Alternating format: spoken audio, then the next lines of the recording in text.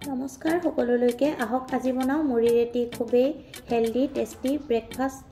বা স্নেক্স ৰেচিপিটো যদি ভাল লাগে তেতিয়াহলে ভিডিওটোত লাইক কমেন্ট শেয়াৰ আৰু দীপিকা কিচেন চেনেলটো যদি এতিয়ালৈকে সাবস্ক্ৰাইব কৰি ৰখা নাই চেনেলটো সাবস্ক্ৰাইব কৰি কাষত থকা বেল আইকনটো অন কৰি ৰাখিব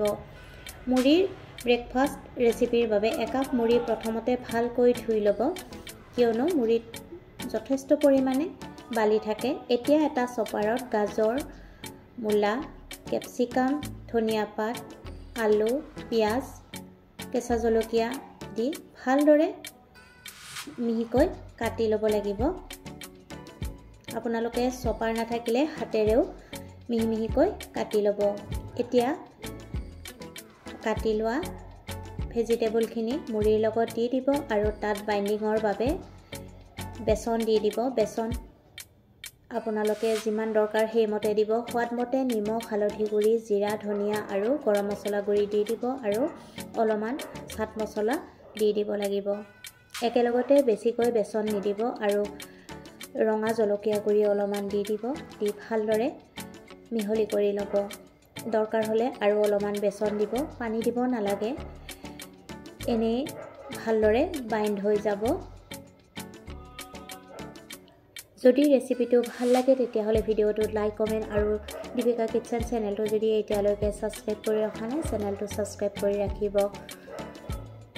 একেবাৰে সহজ আৰু হেলদি টেষ্টি ৰেচিপি যদি বনোৱা নাই এনেকৈ এবাৰ বনাই চাব এবাৰ খালে আপোনালোকৰ বাৰে বাৰে খাবলৈ মন যাব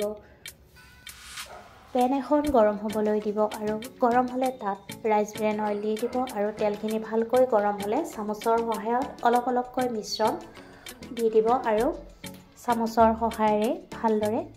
গোল কৰি দি দিব এটা সাইড ৰঙচুৱা হ'লে লুটিয়াই দিব আৰু আনটো সাইডো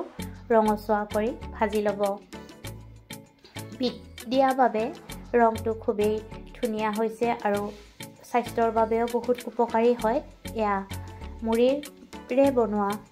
টেষ্টি আৰু healthy breakfast snacks recipe ready হৈ গ'ল ৰেচিপিটো ভাল লাগিলে ভিডিওটোত লাইক কমেন্ট আৰু চেনেলটো সাবস্ক্ৰাইব কৰিব বাকি কেইটাও আপোনালোকে ঠিক তেনেকৈ ভাজি ল'ব